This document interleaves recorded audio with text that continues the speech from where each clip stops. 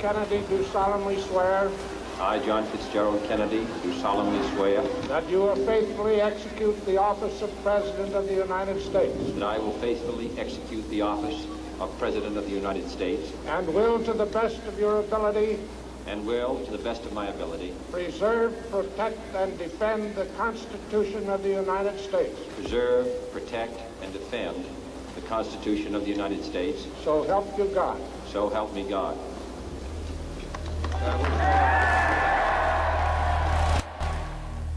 Let the word go forth from this time and place to friend and foe alike that the torch has been passed to a new generation of Americans born in this century, tempered by war, disciplined by a hard and bitter peace, proud of our ancient heritage, and unwilling to witness or permit the slow undoing of those human rights to which this nation has always been committed and to which we are committed today at home and around the world.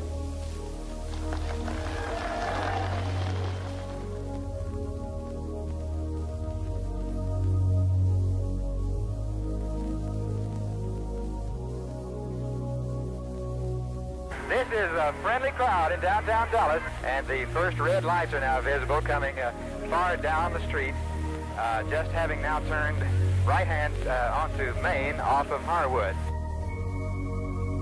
I was on Simmons Freeway earlier, and even the freeway was jam-packed with spectators waiting their chance to see the president as he made his way towards the Trade Mart.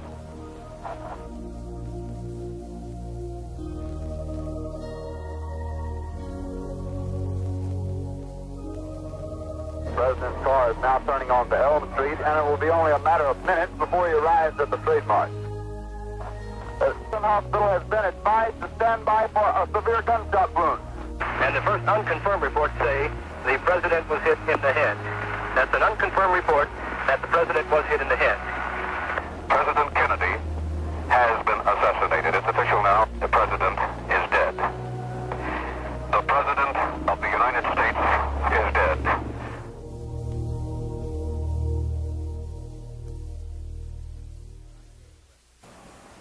Hello, I'm David Lifton. In 1963, when President Kennedy was assassinated, I was a graduate student at UCLA and working nights on the Apollo space program. I admired President Kennedy a great deal and was proud to be part of his effort to put a man on the moon.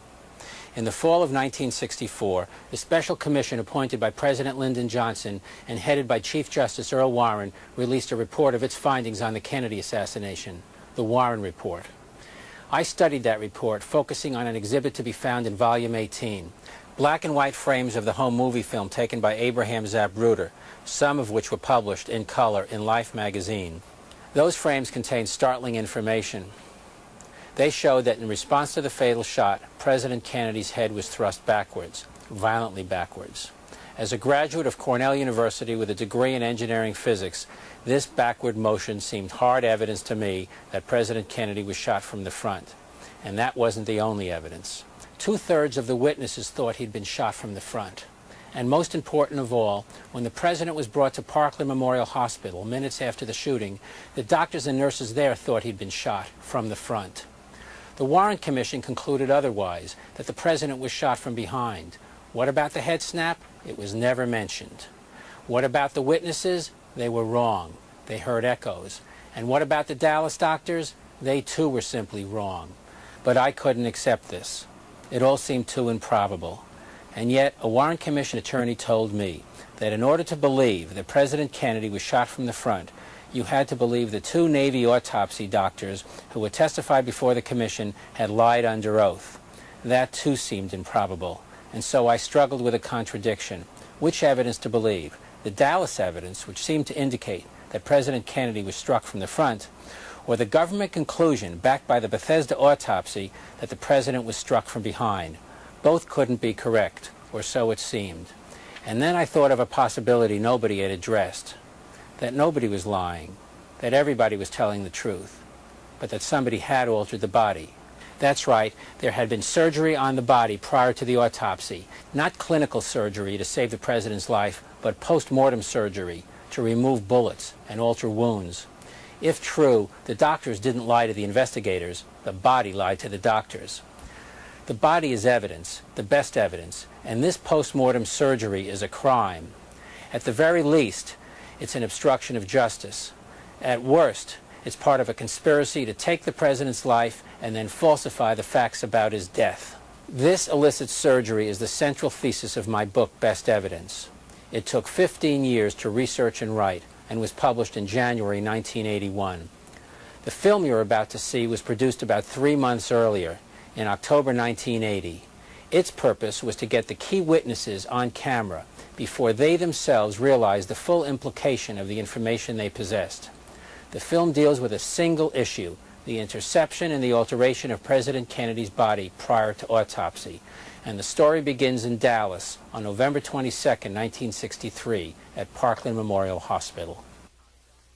At 1 p.m. in Parkland Hospital, President Kennedy was pronounced dead. His body was returned to Air Force One and flown to Washington. 6 hours after the shooting, an autopsy was performed at Bethesda Naval Hospital in the morgue of the U.S. Navy Medical School, where Dennis David was chief of the day. 17 years later, Dennis David, now a food company executive in Hoopeston, Illinois, is talking about what he saw that night. Are you scared? Not anymore. Not anymore. I would have been, I know that for a number of years afterwards I was afraid to say anything about what I saw that night. But you're telling me then that if I had had this conversation with you in 1964 or 5, and I told you this or showed you these pictures and we went into the implications of the sequence that you witnessed, that you would be more frightened? In 1964 or 65, I wouldn't even have talked to you. Dennis David is one of several people who are now talking to me about what they saw that day. I spoke with the funeral attendant who placed the president's body in its casket in Dallas, the Bethesda medical technician who removed the body from its casket in the autopsy room, and the X-ray technician who participated in the autopsy. What these men say now about what they saw then casts doubt on the official version of the events that day, because all these men provide new information about the most important evidence in the case, President Kennedy's body. In any shooting, the autopsy report, which describes the body, is used to determine the facts of the case. The Warren Commission, therefore, relied on the way the body looked at the time of the autopsy in Bethesda to reach its conclusions about what happened in Dallas. But the standard legal procedure didn't work this time. And in my book, Best Evidence, I explain why the autopsy failed to reveal the truth about Dallas. Between the Dallas shooting and the Bethesda autopsy 6 hours later, President Kennedy's body was secretly removed from the casket. It was then surgically changed. Wounds were altered. Bullets were removed. The body was returned in time for the autopsy, returned as a medical forgery which told a false story of the shooting. And here is evidence that the body was indeed surgically changed. This is the FBI report written by the two agents who actually attended the autopsy. James Siebert and Francis O'Neill wrote that when the body was removed from the casket, it was, quote, apparent that a tracheotomy had been performed, as well as surgery of the head area, namely in the top of the skull. In fact, no surgery of the head was performed in Dallas, only a tracheotomy. So if this FBI report is correct, someone must have had access to the body before it reached Bethesda, and my witnesses indicate someone did.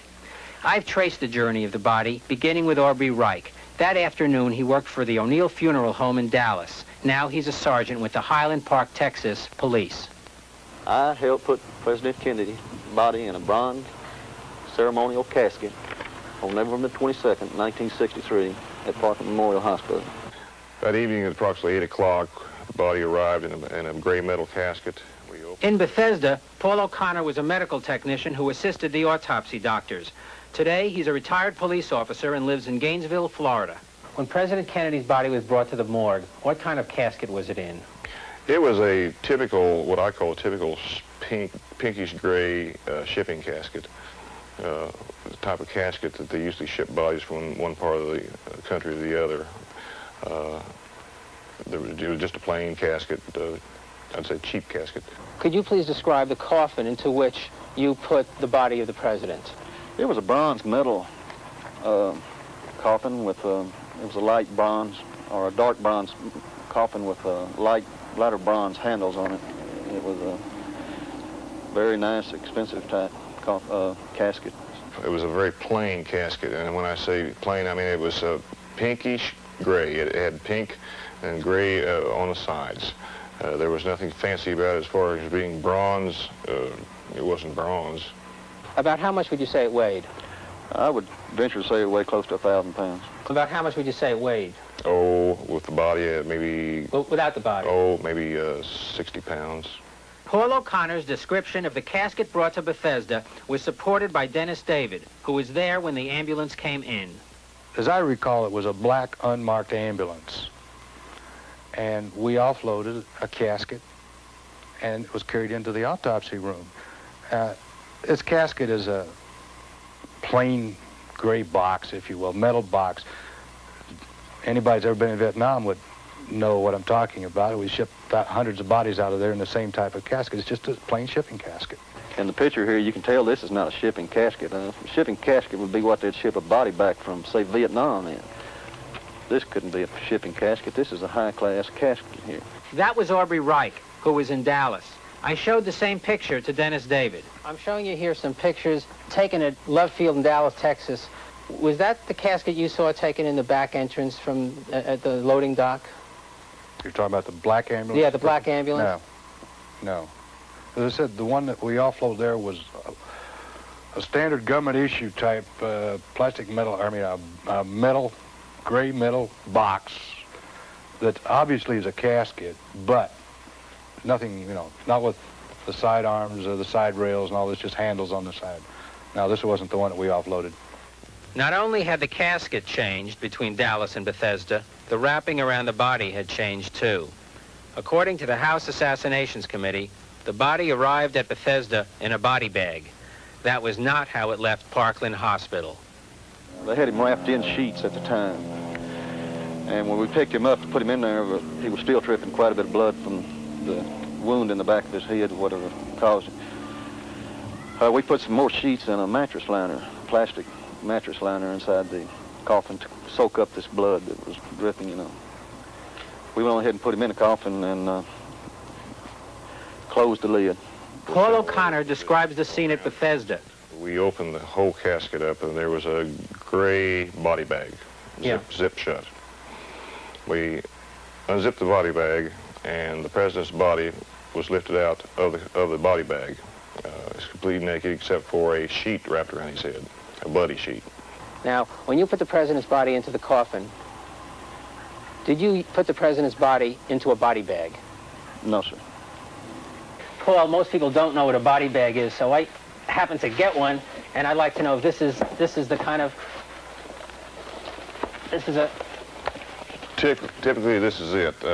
This is maybe not the model that we use, but as you see, it's got the zipper on it. It's heavy plastic, gauge plastic, and typical body bag. There's a typical body bag. Typical body bag. Is this the kind of... Basically, these... Basically, this is the way it looked.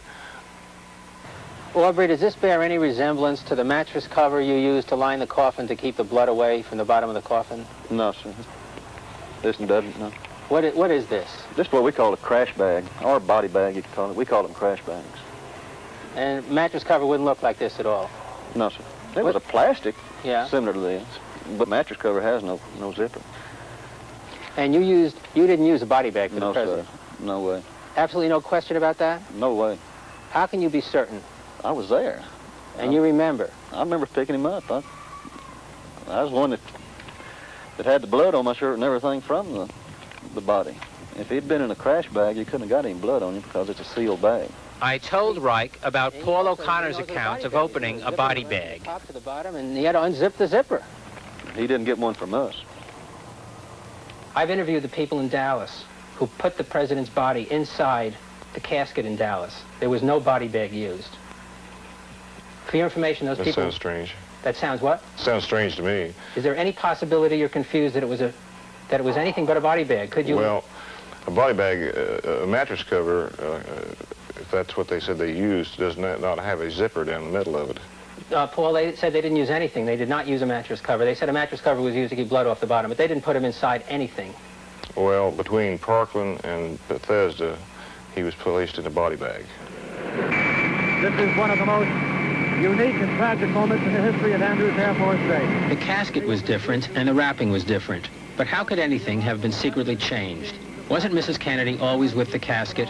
She was, but unknown to her, the body was elsewhere. It did not arrive in the gray Navy ambulance that took Mrs. Kennedy and the ceremonial casket to Bethesda. Now the ramp is being slowly lowered to the ground, containing the casket.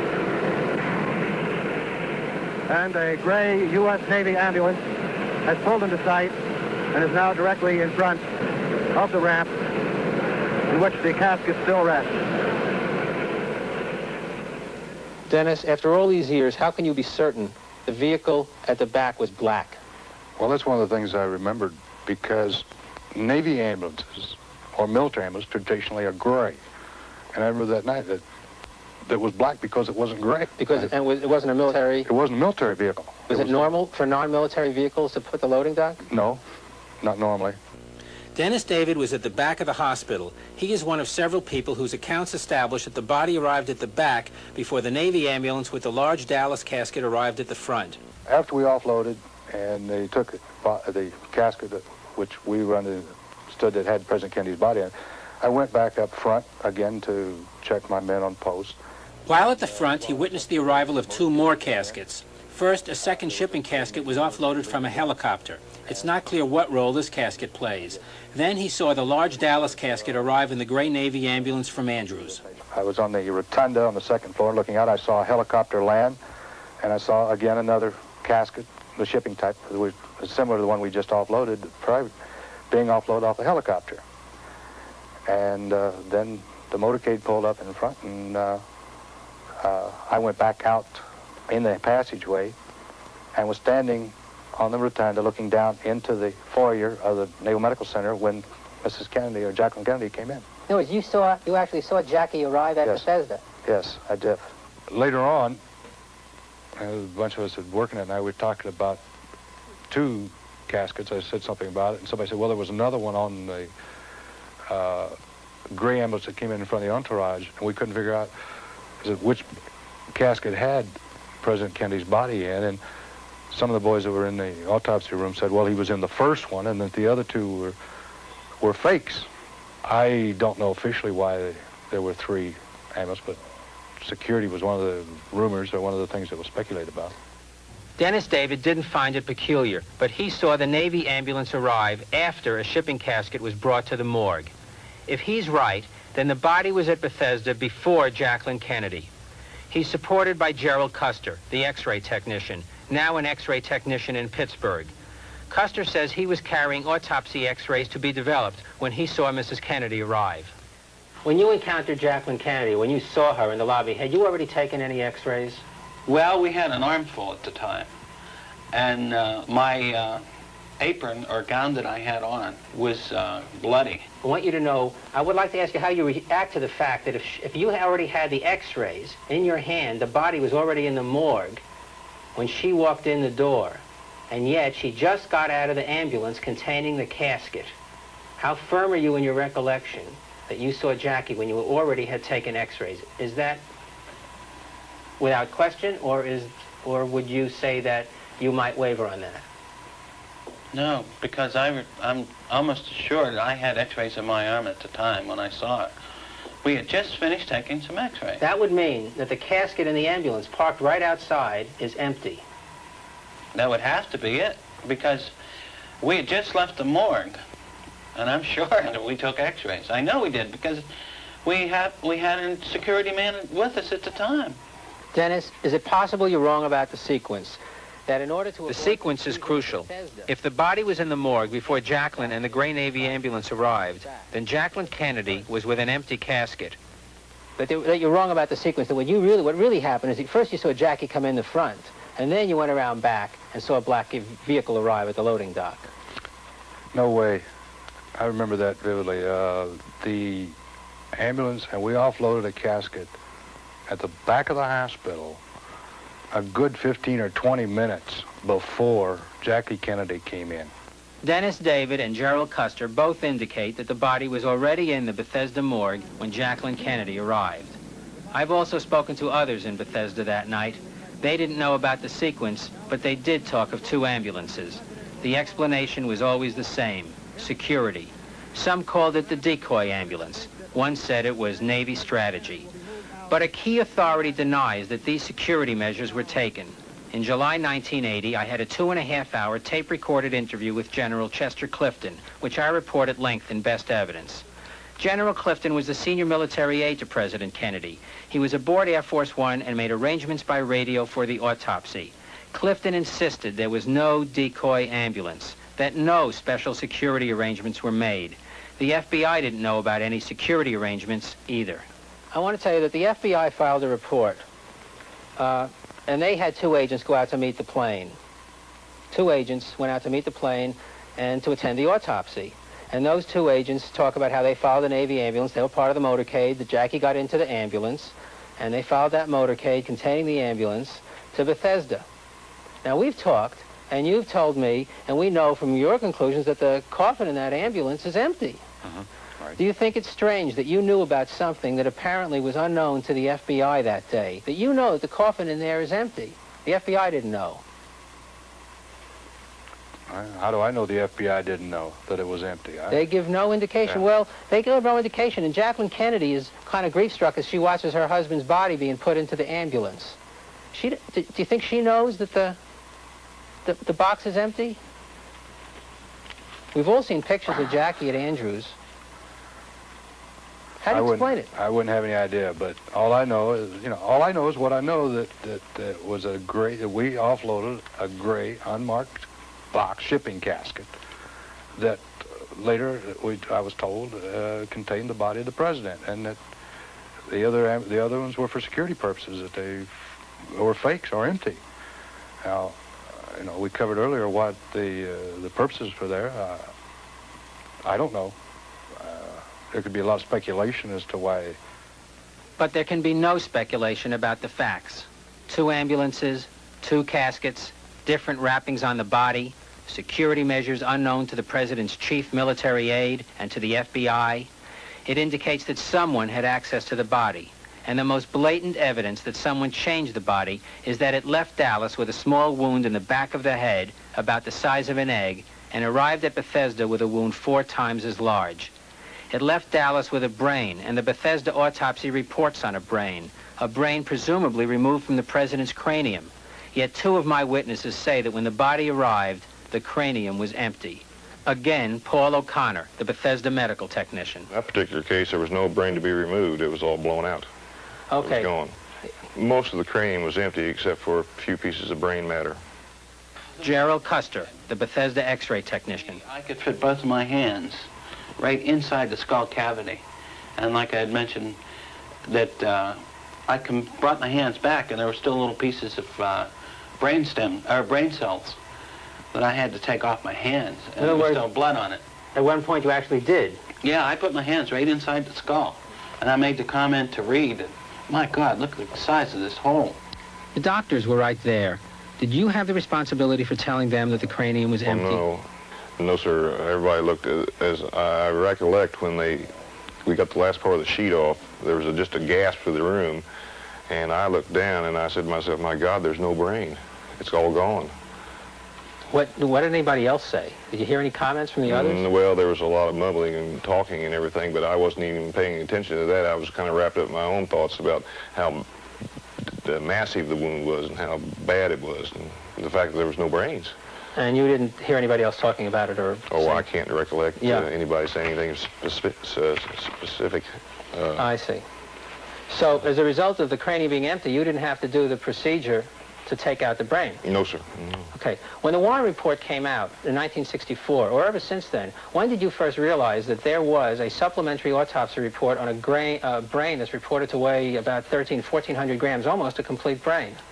Well, I don't know where they got it from. It surely wasn't the president's. Did anybody say anything about there being no brain in the... Well, the comment was made that the brain was removed. But to my best knowledge, I don't remember seeing any saw cuts or any knife cuts. But it's not saying that it couldn't have been removed. Did you question the purpose of the x-rays you were taking? Yes, I asked, I said, what's the sense of taking the x-rays if there's nothing there? He said, well, that's not for you to say. You go ahead and do them. Another irregularity in the autopsy, I got to say, is that you know that the president's cranium was empty. Yes. At Bethesda. Mostly empty. I'd say 90% empty, yes. At Dallas, it wasn't empty. There was a small egg-sized wound at the right rear of the head, about the size of an egg. 2 3/4 inches is the measurements given by the Dallas doctors in sworn testimony, and that's it, 2 3/4 inch. The wound at Bethesda is 4 times larger. Oh, at least. Were you aware of that before? No, I wasn't. That's strange. As I said, when he was brought out of the casket, he did have that massive head wound. Unless at Parkland they decided to do a partial craniotomy, and then again they opened the brain. It was jagged opening all the way through the head. Yes. What's a craniotomy for the lay audience? Well, craniotomy is an operation, a brain operation, where they bore holes in the brain and the cranium to get to the brain. Right. Would that also be called in plain English surgery? Yes, sir. Surgery. What made the FBI agents write that there had been surgery of the head area? In 1966, I called James Siebert, one of the 2 authors of the report. He refused to answer my question. He only said, "The report stands." I wrote the FBI asking the same question and received a routine reply. But in 1977, under the Freedom of Information Act, I found this 1966 memo from Assistant Director Alex Rosen to Assistant Director Cartha Deloche about my call and letter. The memo focused on the surgery statement. It referred to the report as, quote, information orally furnished by the autopsy physician. I found other memos indicating the same thing. The FBI position boils down to this. Our agents wrote it because they heard it from a doctor. Surgery. Is the major thesis of my book correct? Did someone get access to the body and surgically change the body between the Dallas shooting and the Bethesda autopsy? Consider the pattern of contradictions. The body left Dallas with a small head wound, about 35 square centimeters, and arrived in Bethesda with a wound 4 times as large, about 170 square centimeters. The body left Dallas with a brain and arrived in Bethesda without a brain. The body left Dallas wrapped in sheets and arrived in Bethesda in a zippered body bag. The body left Dallas in a ceremonial casket and arrived in Bethesda in a cheap shipping casket. The pattern is clear. What these witnesses say cannot be ignored. I know. I was there. I saw it. There's no doubt in my mind. Now, what their reasons for not saying this now, I don't know. I can't crawl inside their head to find out. But I know that there were 2 caskets. And I know that the first casket we offloaded that we later were told was the one with Kennedy was a shipping casket. It was not the formal casket that you showed me in these pictures earlier. Why people persist, that's what I don't understand. Why can't they bring this stuff out? Why can't they make it public to the people and let the people see it? Why they have to hide it? I don't understand it. Even 20 years later, I don't understand it. A great many people don't understand why we don't have the truth about this whole affair. One reason is the military order not to talk. The Navy kept track of everyone in the morgue that night, and everyone who was there, like X-ray technician Gerald Custer, like medical technician Paul O'Connor, were ordered not to talk about what they'd seen or heard. It was a written order. Each man had to sign it. The penalty for disobedience, court-martial. To a man, they obeyed it. For 10 years, Custer was afraid to tell his wife that he had taken Kennedy's X-rays. This order was rescinded in 1978. You've just seen the first filmed interviews with these important witnesses. In fact, none of them testified before either major investigation into the assassination, neither the Warren Commission in 1964 or the House Select Committee in 1978. Another obstacle to the truth has been the autopsy photographs. Normally, such pictures are an integral part of a homicide investigation, but not in this case. Because of the reluctance of the Chief Justice, Earl Warren, and objections from the Kennedy family, this material was not used as evidence. Instead, 3 schematic drawings were used, and the testimony of the Navy autopsy doctors was accepted without authentication. In one of the most important homicide investigations ever conducted, critical facts turned on one man's word about what another man's body looked like. The testimony of the Navy autopsy doctor was considered the best evidence. By 1976, when the second investigation began, the matter of the autopsy photographs again came up. The House Select Committee demanded access. Again, the Kennedy family resisted. A compromise was struck. A panel of experts examined the photographs, but as far as the public was concerned, 3 drawings were used. The second investigation also concluded the president was struck twice from behind, but unlike the Warren Commission, their conclusion was based on the autopsy photographs, now considered to be the best evidence. But are they? The committee's expert panel says they're authentic, yet one of the committee's own consultants alleges they're forgeries. Can we trust this evidence and what the experts have told us? Why can't we see the evidence ourselves? In 1982, I obtained copies. The source was a former Secret Service official. When I first saw them, I thought they should never be published, out of respect for the Kennedy family. However, they are crucial evidence in this case, and the issue of respect for the living is in conflict with justice for the dead. I believe the American people have a right to see what is now considered the best evidence. In 1988, I published these pictures in the new edition of my book, making them available to the public for the first time. These pictures contradict both the descriptions of the Dallas doctors and the Bethesda autopsy report. For example, here's the picture of the back of President Kennedy's head. In Dallas, there was a wound there. The Bethesda autopsy report describes an even bigger hole.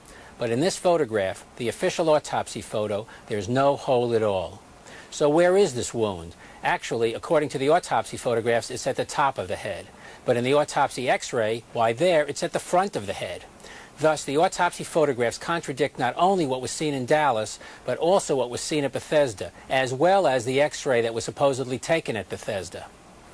Thus, the issue of authenticity applies not only to the president's body, but to the x-rays and photographs of the body as well. A final point, and another reason why we haven't gotten to the truth: public misunderstanding. Many people don't understand how the investigations functioned in the first place. They think the whole government would have to be involved if there was a plot. That, of course, is not the case. I don't believe the FBI or the Warren Commission found the truth and then covered it up. The problem is the crime was never solved in the first place. The whole issue of body alteration just never came up. The altered body falsely linked the gun found on the 6th floor of the Texas Schoolbook Depository building with the crime that took place on the street below, making it appear in the evidence that President Kennedy was shot by one man firing from behind, by Lee Harvey Oswald, making it appear that the assassination was a quirk of fate, that a lone malcontent hiding in a warehouse murdered the President of the United States. The Warren Commission accepted this story and passed it on to the American public and to history, that a man in a building shot a man in a car. However, if the body was altered, that story is false, and President Kennedy was removed from office as a result of a covert operation. Who's responsible?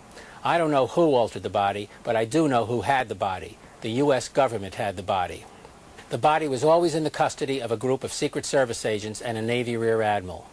Consequently, if it was a covert operation, it had to be a domestic covert operation. What can be done about this? In light of this new evidence, a third national investigation is warranted, focused on the autopsy, focused on the chain of possession of the body. It may be too late for justice in this case, but it's never too late for the truth. And the truth in this case can only be found by directing the proper questions to the proper witnesses under oath. Otherwise, we have to accept the fact that on November 22, 1963, America had a secret election.